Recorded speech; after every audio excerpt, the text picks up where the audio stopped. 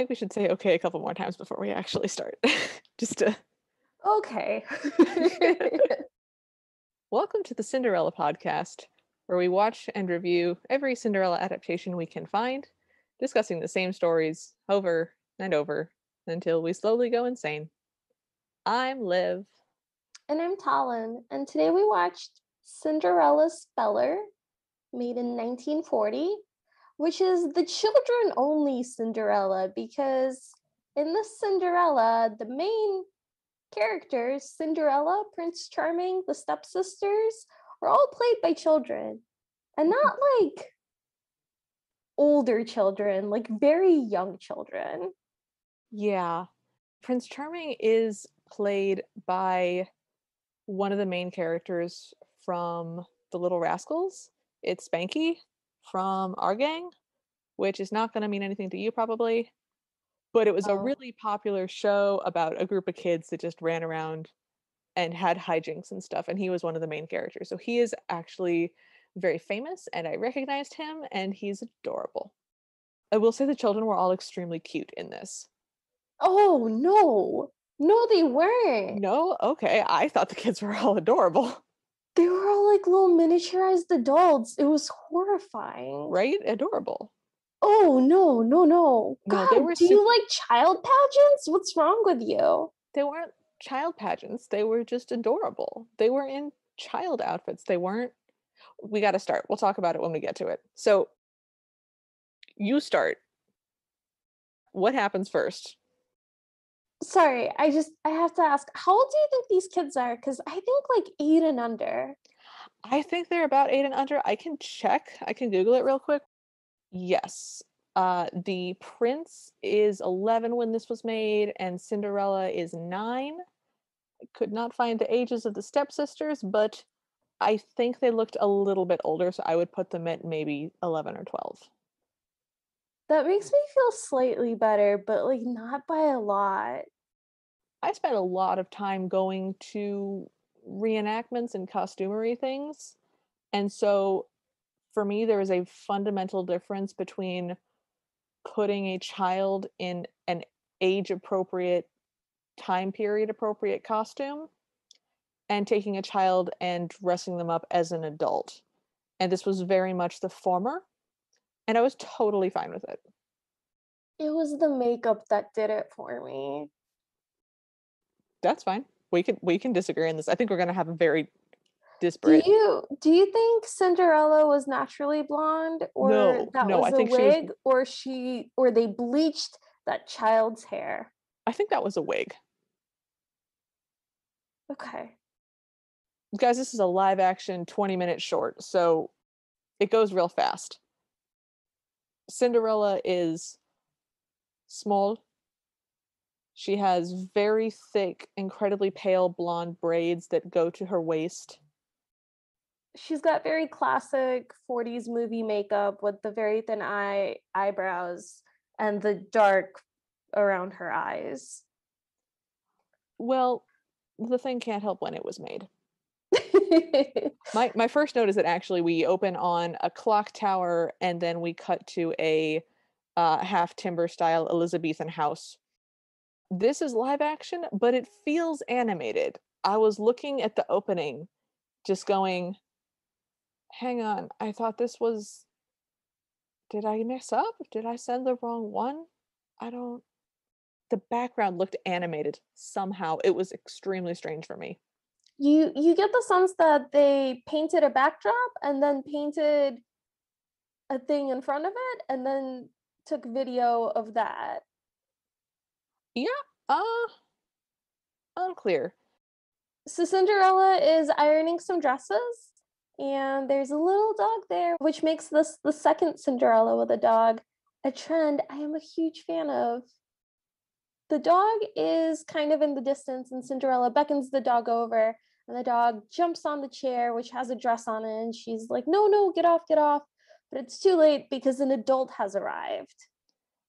One of 3 adults in this movie. And somehow the least terrifying adult, despite being the evil stepmother. No, oh, I disagree with you. I didn't.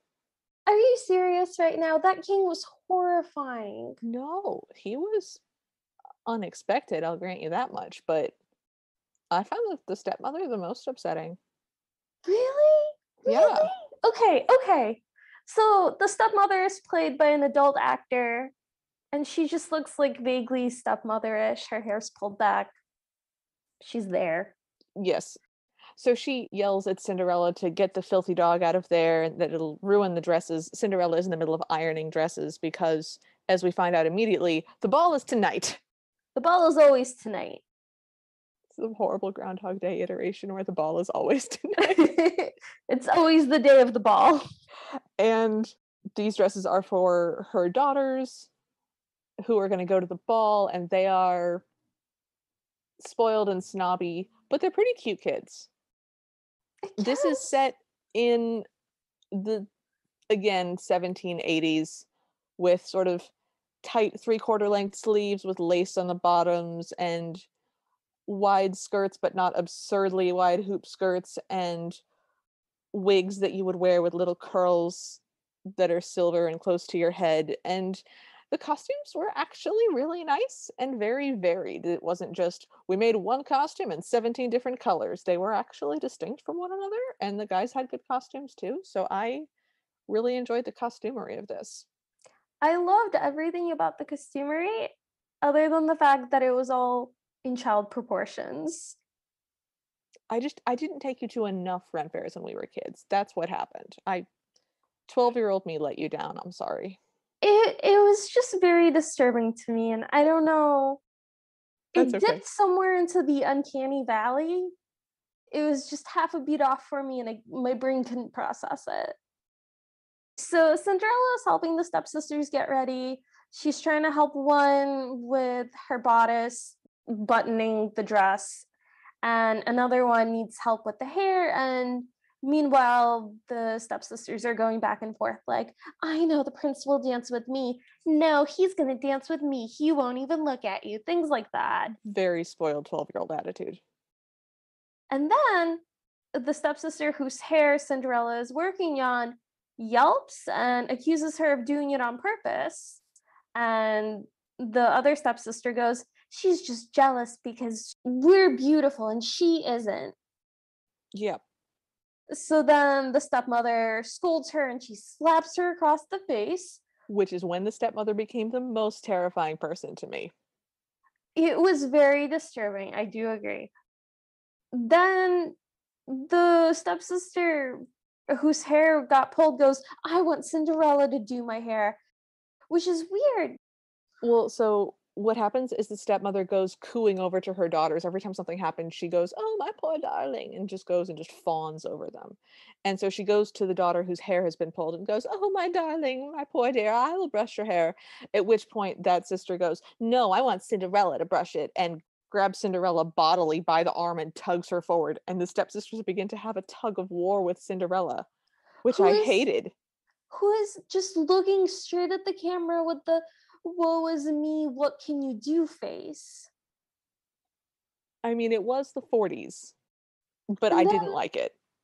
So they're all ready to go now. The stepmother scolds Cinderella some more, gives her another list of chores to do, very rapid fire, I might add, and slams her way out of the house. And Cinderella starts to cry and goes to the table and puts her head down on the table and starts to cry more. And the dog comes to comfort her. And this made me have way too many feelings. I was just, I don't necessarily know that this child actress was phenomenal, but she really looked very sad and it made my heartstrings go womp womp and I didn't like it.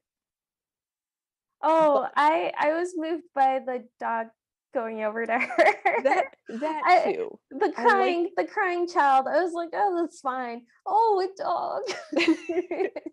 she just looked so sad and just heartbroken. And anyways, so she puts her head down on the table and starts to cry, and there's a candle next to her.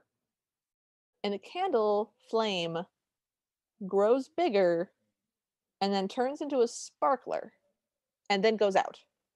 And from the smoke of this now extinguished transmogrifying candle comes a small pink amoeba, see-through and glittery, and slowly moves around behind Cinderella while growing in stature until it becomes Glinda the Good Witch in a slinky dress.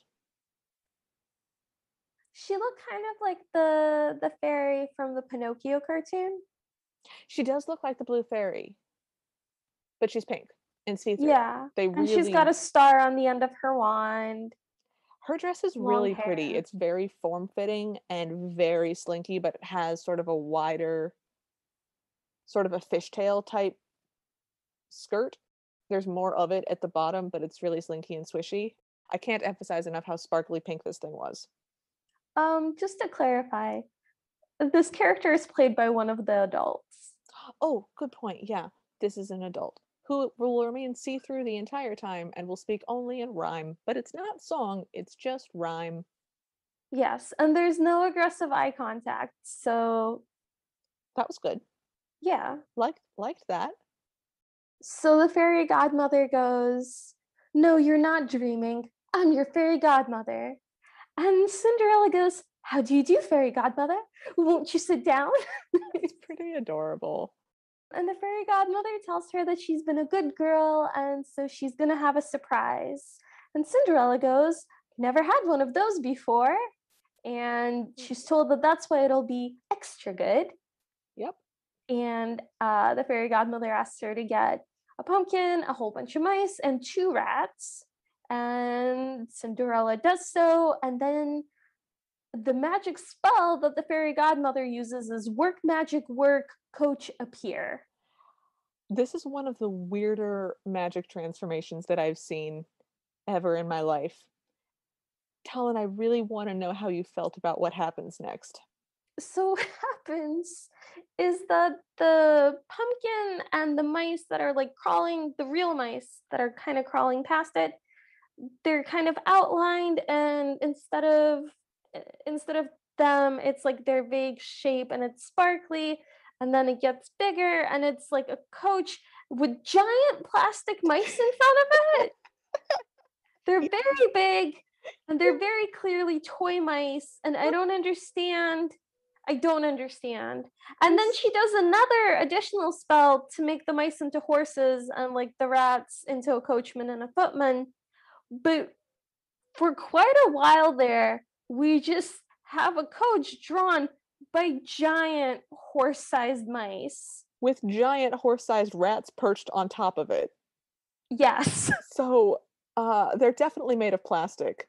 They are not even colored in. They're just gray plastic. They don't have dark eyes. They don't have pink noses or anything. They're Just the cheapest mouse-shaped toys you can picture. Yep. I was alarmed by this. I found this upsetting. Although I was happy that when the rats did eventually turn into humans, they were not doing mousy things and then Yes, switched to doing human things. They just went straight to being humans, which was that's true. nice. I like that the mice, the giant mice, were very fake looking. I would have been so much more upset if they looked more like real mice Yeah, at that scale. that would have been So all very in all, this was not nearly as bad as it could have been. It was not, but it was still far from ideal. This was a No, this disturbing was not my favorite moment. No, this was a disturbing transformation scene. Cinderella interrupts this spell often with "Goodness gracious" every to punctuate basically every line. And the fairy godmother changes her dress last. And her dress is lovely. It is, again, a traditional sort of aristocratic France dress. So tight 3/4 length sleeves, lots of white tulle, lots of flounces. She has an asymmetrical decoration of blue flowers going from over one shoulder down her bodice and over the same hip. And it was really pretty. It was just a very sweet dress. I liked it a whole lot. Miniature adult. I look at her and I'm like, that child is not comfortable. Those adults aren't comfortable either. That dress isn't supposed to be comfortable. It's not the most uncomfortable corsets that exist, but those are certainly not pleasant. Here's the thing. So there are corsets that were I'm not saying the 1940s knew this because 1940s, meh, but there were corsets for children. You would put your children in corsets, but they were different. Adult corsets were meant to accentuate the figure, to make one voluptuous, and child corsets were not. They were meant to make you just fit into the clothes properly because the clothes needed a certain amount of support under them to be worn.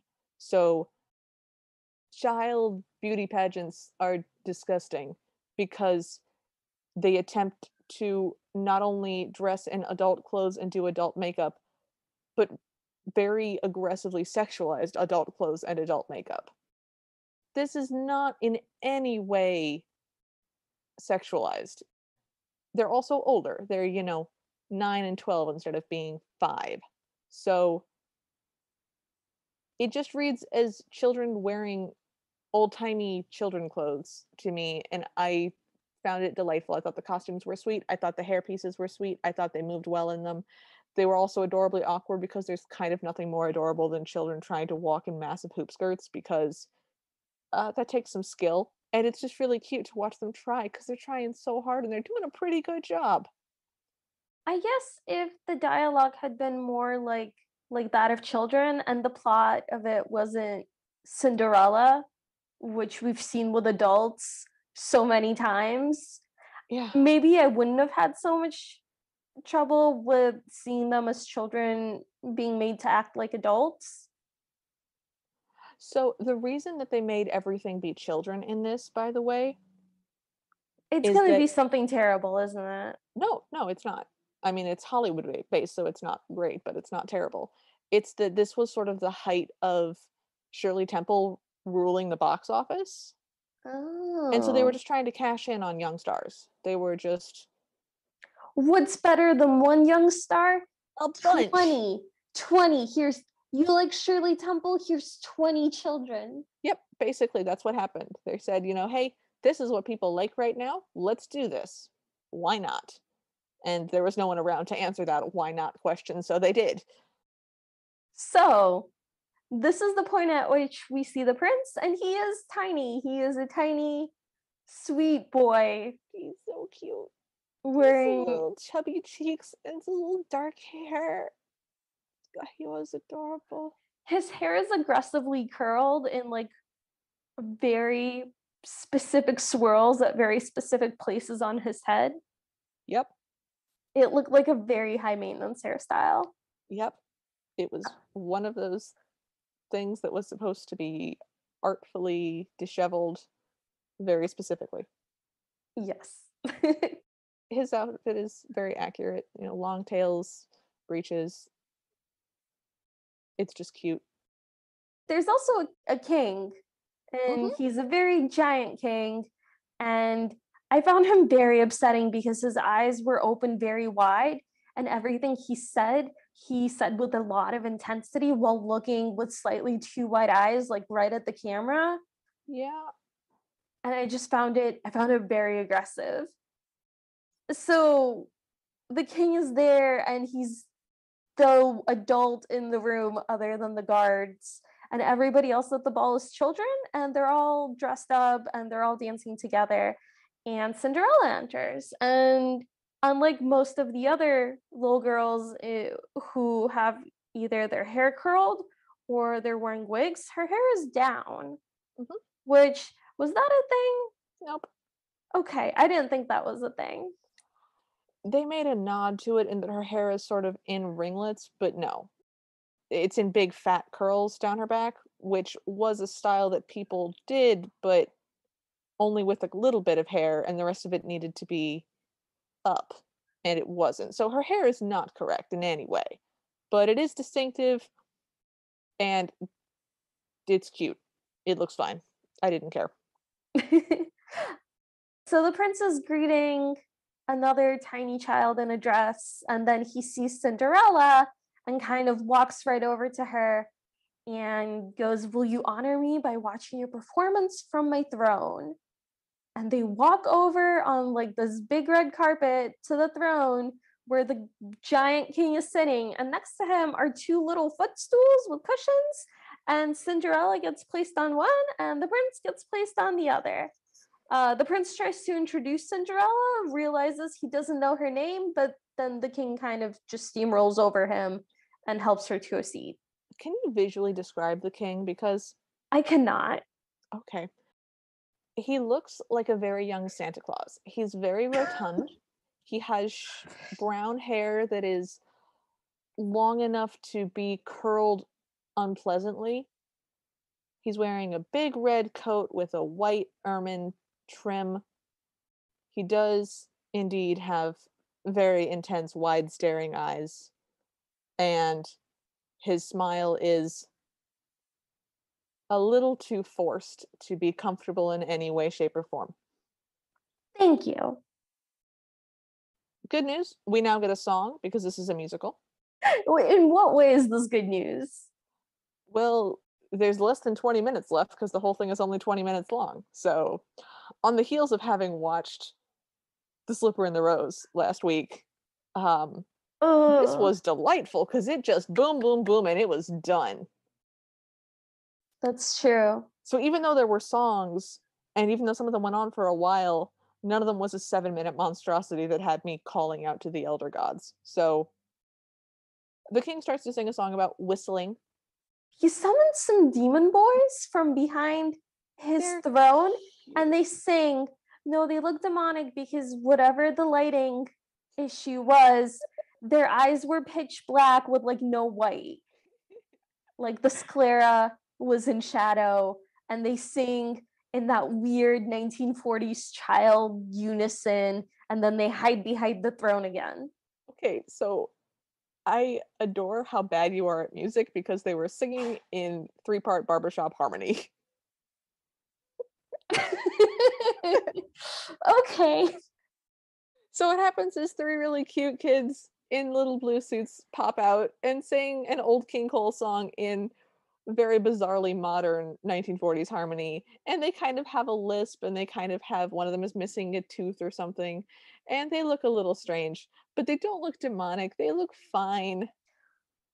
And then they pop back behind the throne, and the king continues to sing about whistling.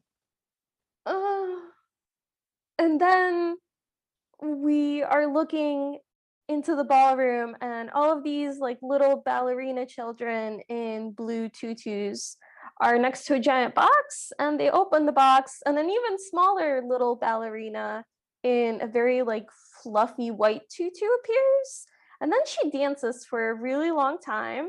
We just get a lovely little ballet number, which is cute. It's a nice little ballet number. Yeah. Question: did you see Tarzan in the middle of one of the scenes just swinging someone around by their hand and foot? No. What? Okay. It did happen. What?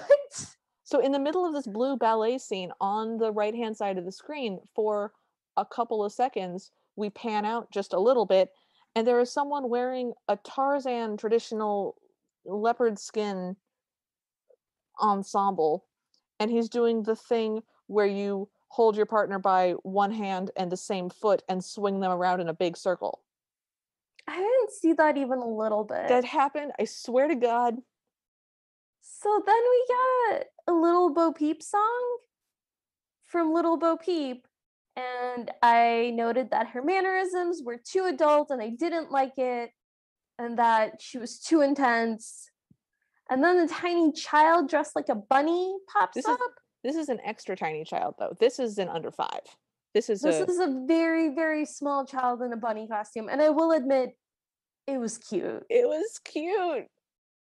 And the joke here is that the tiny child can't whistle because part of the song involves whistling, and he can't do it. And he just kind of goes, shoo, shoo, shoo, shoo, shoo, shoo. And then we get a tap dance number. We go back to the ballroom floor, and now there is a group of people, children, in red tops and silvery bottoms, trousers, in fact, Yes. doing a tap dance routine. And it's a cute little tap dance routine. Yeah, it was fine. Yeah. I like tap dancing fine, and Yeah. these children were not particularly upsetting in the way that they were dressed. And we see Cinderella enjoying the performance. And then someone rings a giant gong. And now all the children who were invited to this party, as invitees, are on the floor paired up, sort of preparing to dance, but are startled by the beginning of a high pitched song. It's someone singing extremely high and very beautifully. It's a And very it's a very operatic number. yes, and they are all looking around in confusion. And from behind a stringy curtain, Like beaded crystals. yeah, we get the next group of people to come out. I think what was happening is that we were getting the thing that the Nutcracker does where they have a Russian piece and a Chinese piece. So I think that the blue was supposed to be the Russian piece or the red was. I think we're trying to do different cultures here for some reason. I didn't pick up on it being different cultures until that last bit with the gong. That is, yeah, that's also what happened with me. And then I remembered that that's a thing that the Nutcracker does, and it was a common theme. So this group is supposed to be India. This is an older group of people, and the they neither sing nor dance, so I guess they're just support people. Come out. Or they're the guards. They're not guards. They're wearing see-through gauze green dresses and something that makes it look like they're topless. They're wearing a gold bandeau top and green see-through flowy dresses. They are completely white. The woman who is singing is I think she is actually a person of color. She looked Yes. like not someone in blackface, which was good. It was good that we did not have someone in blackface. I I'm mean, trying. yes, but that is the most incredibly low bar. Yeah, but we failed to Um, pass it in other Cinderellas, so I'm just saying. that's true. I want to be clear 100% true. that what happens next isn't good, but it could have been worse. So she is wearing what the 1940s thought was a traditional Indian style outfit. So she has a turban on that's silver and a blue sort of wrap top with layered skirts, and is singing an incredibly beautiful sort of operatic song about her beloved India. But she's also in chains. She is full on manacled. Part of her song is that her song sets her free and her thoughts cross the sea. And that was upsetting. Yeah, I didn't get any of the lyrics. This was such a weird moment for me because one, I want to express this woman has an incredible range of voice. So she ends on this incredibly sweet, high, piercing note, and this song was genuinely gorgeous. This is the only song I enjoyed in this at all. Mm-hmm. But also I hated it. So I had a very fast roller coaster during this minute and a half of song. I mean, yeah, I completely agree with all of that. I kept thinking about what their thought process in 1940 must have been, where they're like, we have this incredible singer. She's not white. How can we include her in this? Oh, I know. Instead of having her be like a visiting guest or something, we're going to put her in chains. And that was Yeah. the only way they could conceive to include a person of color. And also, this is meant to be the prince's birthday. And if we take it at face value that he's 11, they brought a prisoner who they forced to perform for their 11-year-old. And they made this in 1940. And I'm just saying, I didn't like it. Yeah. So the song ends and the camera pans to the king, who is cackling, just uproariously laughing. And then the Yeah. whistle song begins again. Yes, but And everybody's singing this time. yes, and the king takes the hands of Cinderella and the prince who are standing on either side of him, and he joins them together, and they go off and dance. They start to waltz, and there's really nothing cuter than kids in costume waltzing. So I was M- again extremely charmed by this. My note here is that a lot of these children look very confused. They do. I loved it. The king is watching over all of this and smiling, and we get another shot reminding us that it's almost midnight. The dog starts to bark to, I think, try to warn Cinderella that it's midnight, but she doesn't notice, of course. Mhm. So she's dancing with the prince, and we get their first conversation. And she, did you write down all of these lines? Not well. Okay, good. I wrote them down poorly as well.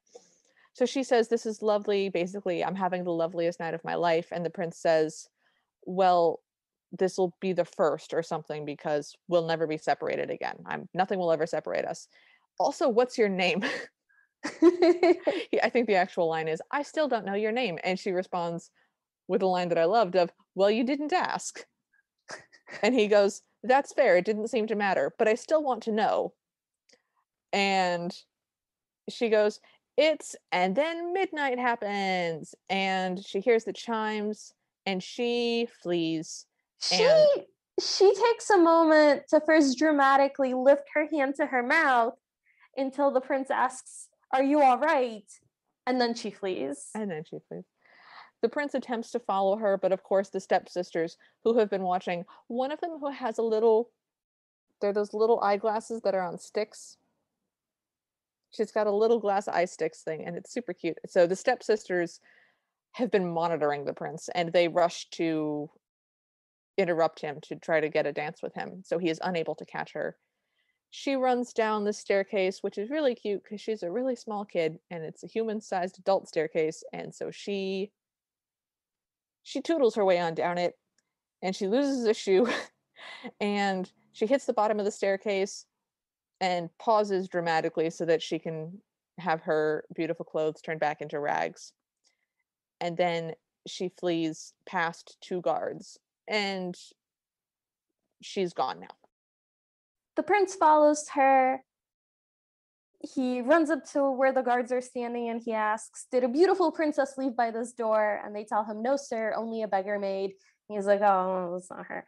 So he, at this point, notices that there's a glass shoe on the steps and he picks it up and he looks at it and he gets an idea.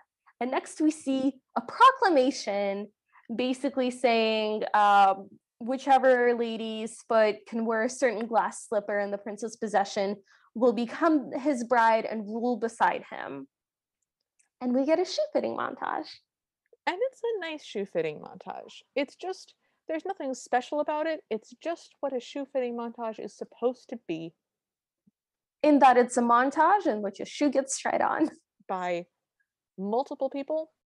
This seems like a low bar, y'all, and I recognize that it kind of is, but we've seen people fail it. So I just want to say that I'm really happy that we got a shoe montage that was just as expected. Adequate. Perfectly adequate. Yes. So we cut to Cinderella's house, and Cinderella is wrapping her stepsister's feet to make them smaller, just with strips of fabric just around them. It's not foot binding, I want to be clear. It's just squishing. So the stepmother comes in, and there's a knock on the door, and she yells to Cinderella, "Out of here, ragamuffin! Do you want to disgrace us before the prince?" And shoves her into a corner. And the prince walks in with his pillow bearing servant person, Who is and also a child. everyone is a child, y'all. Literally everybody No, no, except for, no. The guards aren't children. I was gonna say except for the guards. Okay, okay. It's the guards, the king, the fairy godmother, and the stepmother. The other 72 people in this are children, Yeah. none older than 12. So the prince, as he walks in, says, "This is the very last house on my list. Surely I will find my bride here." Incredible optimism. Yeah, no, he's great. Childlike, even. Yeah. And then he just looks at one of the girls and says, "Try on the slipper." Just very direct, aggressively so. It does not fit on the first one, and the stepmother is sort of hovering anxiously. And so they try the shoe on the second sister, and it fits. And we cut to Cinderella in the corner, cowering, holding her dog in her lap, looking very confused and anxious and sad. Um, all of these, but only one at a time in succession, because again, she's a kid and multiple emotions are hard. So the prince announces, "As I promised in my proclamation, you shall be my bride and rule beside me." He has sort of glanced at her at this point, but is mostly just not looking at her very much. Hmm. And he holds out his hand and she takes it and they start walking away. But the stepsister only gets a few steps before she's, visibly limping and yells, "Take it off, it's pinching me." Starts to scream in pain and collapses on the floor. And Cinderella runs to her to help her, but she's shooed off again by the stepmother. With the line, "Back to the kitchen, you shameless hussy," which just, that caught me off guard. I didn't notice that. I missed that completely. Wow. Once the shoe's taken off, the dog saves the day by grabbing the shoe and running to Cinderella, who accepts the shoe from the dog. And everyone sort of gathers around, and the prince announces, "Little kitchen maid, you shall try the slipper too." And she just kind of smiles at that as if that's like a nice thing to have been called. And the stepmother goes, "Oh, you're jesting, sire," with like a smile on her face. And he goes, "Silence, woman." It's a great line. So the more he acted like capricious, the more I enjoyed the fact that this was a prince played by a child. That's fair. That was a really fun line. There was a small moment just before that where the stepmother reaches to take the shoe away from Cinderella, but the dog in Cinderella's lap growls at her very convincingly, and she pulls her hand away very sharply. So I like that Cinderella has a defender. That made me happy. It's so nice that she has somebody in her corner. Yep. So the shoe fits, obviously. And so he says, "My beating heart told me even before the slipper did." So it's a really cute line. I like that he says that. I wish he'd said it before she tried the shoe I didn't think that was a cute line because I don't believe him because he was ready to walk off with another girl like 5 seconds ago. All right, fair. So he leads Cinderella out of the house, making statements about "make a proclamation," la la la la la. We cut to trumpeters, adults, and my notes just go, "Oh, good, the king sings again." My note says, stop. This is a different song. This is a song called Cinderella's Wedding Day. We get a bunch of children in fancy costumes lined up on a red carpet, sort of lining either side of it. And we get the line in part of the song, "Cinderella found her feller." Yep. The king leads her out and picks her up and puts her in the carriage because, again, she's 9. And He says, "Bless you, my children, bless you, and may you live happily ever after." And they sing in response in tiny child voices, "We'll live a life of dreams." And then they drive off as the dog like is up on its hind legs, like wishing them goodbye. okay, I was mad the dog didn't go with her. Why didn't the Yeah, actually, the dog should have gone with Yeah, the her. dog should have jumped up into the carriage with her. I'm hoping that they were going to the church and the church had, I don't know, a no dogs allowed policy, and then they were going to come back and get it. Because if she abandons this dog, I hate this girl. I thought they were going on their honeymoon. I mean, I suppose you wouldn't bring your dog on your honeymoon. Although, again, this is a 9-year-old and an 11-year-old, so I can't think about it too hard. Good God. Anyways, and then the carriage drives off, and we see the end, a Warner Bros. Picture. Yep, Warner Brothers again. I wonder if they had the same obsession with Cinderella that we appear to have, because every other thing we do seems to be a Warner Brothers production. Yeah, weird. So we're done now. We're finished. So, how do you feel? I found that very disturbing and I didn't like it. What were your highs and lows? Okay, my low is when the two children got married. That was a little weird. Yeah. I think my high was when the prince was being bratty because then I could actually enjoy the fact that he was like a child prince and I wanted him to be like arbitrarily like mean to people and just abuse his power and like throw tantrums and just demand things. Talon used to be a nanny, guys. That is true. I hadn't considered the connection. Meanwhile, I've made a point of never interacting with children, so read into that what you will. Yeah, so I like that. And I didn't like that they were kids live. That's fair. That's fair. How about you? What are your highs and lows? So I think my low had to be the moment that I realized that the girl that was supposed to be Indian was in chains. Because I did not see it at first. So at first I was just, oh, I think this is supposed to be Indian. Oh wow, it's not in blackface. That's awesome. This is a beautiful song. Oh, she's in chains. I hate this. So that moment of, oh, maybe something from the 40s that isn't horrifically racist. No. No. So that was my low. I think my high was the scene where the prince and Cinderella waltzed together because it was so cute. Not the scene where they were talking and dancing. That scene was meh, whatever. But when they just start to waltz for the first time, because they're actually physically trying to waltz, and I have watched adults fail to waltz harder than these kids. And it was a cute scene. I really liked it. So what would you change about this movie? I mean, I would say make them adults, but that would not be a good movie either. I would like lean into the kid thing more. Like, I would not call it a ball. I would call it like the prince's birthday party. And they're all excited that they got an invitation to the prince's birthday party and that he's gonna have like something that he's gonna bestow on someone. Like, you're gonna be my best friend or something. And I want him to arbitrarily come up to her and grab her hand and be like, "You're my best friend now."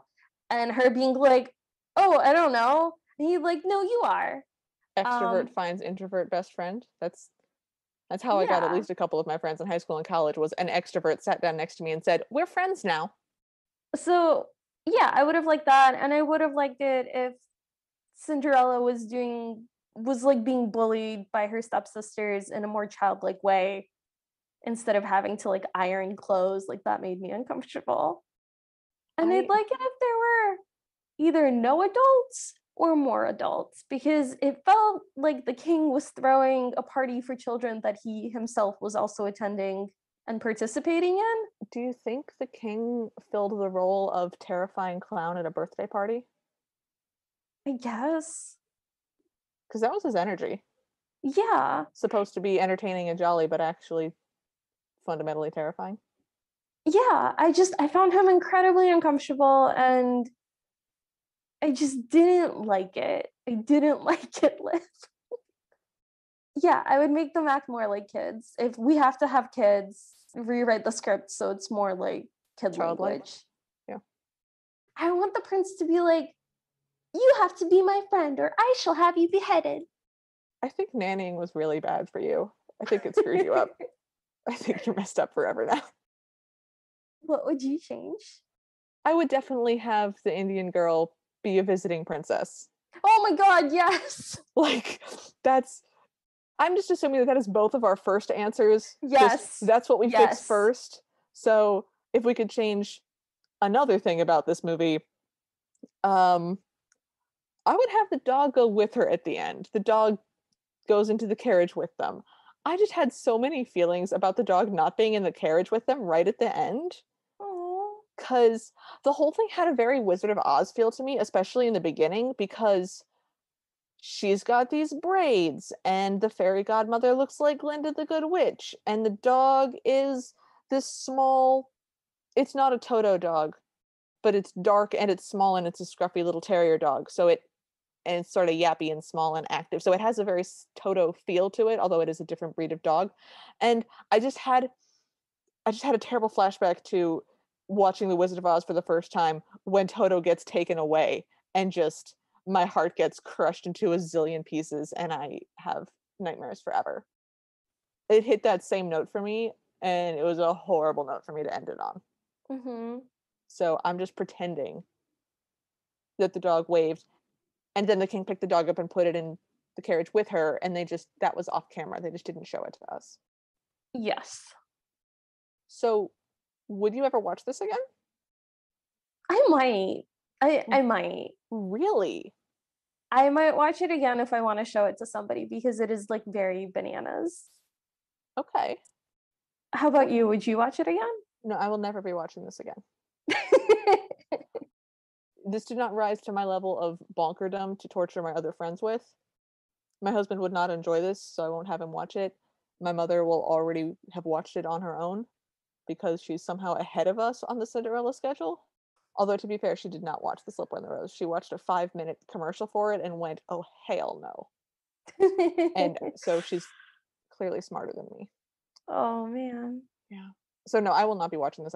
This didn't rise to the levels of bonkers that would be worth sharing for funsies, and I didn't enjoy it enough to actually watch it again. Do you think our listeners should watch this? Yeah, I think our listeners should watch this. I think this is very unlike the other Cinderellas we have watched, and it is very representative of the 1940s. I would agree. I found this very charming. Um, I realize I just said that I will never be watching it again, and I won't. But I enjoyed this experience of watching it. I think I had a much better time overall than Talon did. And it is a very different type of Cinderella. This is a whole new thing. We have not watched anything that's been like this. And it's cute and it's blessedly short. So yeah, I would say if you have 20 minutes and you want to watch a Cinderella that is unlike any other Cinderella, check this one out. It's pretty fun. Now for the incredibly difficult question. What grade would you give this movie? This is a D for me. Yeah, I think this one was going to be the biggest difference between us. I keep track of the. Do you have Yeah, reasons? I would love to tell you my reasons. No, it's like the racism just casually in the middle there that just completely like tanks the tone of this because I could have tried to enjoy it, but after that point I was like not going to be enjoying it. And it's the fact that they're children and I don't like that it's children and I wish it wasn't children. Have I mentioned that I don't like that it's children? I think that you have clearly and successfully communicated that point. I don't think you've done so concisely, but I think you've definitely communicated it. What's your grade? I think I have to give this one a B Okay. because it told a very charming story of Cinderella. It had good costumes. It moved along. I found it very charming. I did really hate the one racist moment, but I was happy that they didn't do worse things, which they could have. She's saying something beautiful. They put her in a beautiful costume, and she wasn't in blackface. So, as much as I really did hate that she was in chains, I mean, yeah, that's what lost it a lot of its points. But I thought this was a pretty good Cinderella. I think part of the reason that I'm giving this a high grade is because last week's episode was so painful for me, and this one was so fast that I feel better about it comparatively. I think if I had watched this in a vacuum, I'd probably give it a C plus. But as it is, I think I have to give this one a B. Okay. This is definitely our biggest divide. This could be a turning point. I think our friendship will make it through. Oh, I meant like a turning point in the show. I assumed our friendship would make it through. Oh, okay, good. Well, it's almost midnight, so thanks for joining us. If you liked this episode, please leave us a rating or a review. We'd love to hear from you, so follow us at CinderPod on Twitter and Instagram, like our Facebook page, or email us at thecinderellapodcast@gmail.com. If you want bibbity bobbity bonus episodes or to hear us discuss this week's Cinderella again, but with more adult beverages in the ever after party, please support us at patreon.com/cinderpod. Our intro music is Bad Ideas by Kevin MacLeod. You can find him at incompetech.com. So, Liv, what are we watching next week? Next week, we're going to watch the 2004 classic Cinderella story with Hilary Duff. So, this is the teen angsty I own a diner and Liv hates everything about this movie Cinderella story. I am really curious to see how I feel about it, or how we collectively feel about it, I guess, in the light of having watched however many of these we've watched. So I'm wondering if my experience is going to change, is what I guess I'm saying. Well, until then, we hope you have a happily ever after.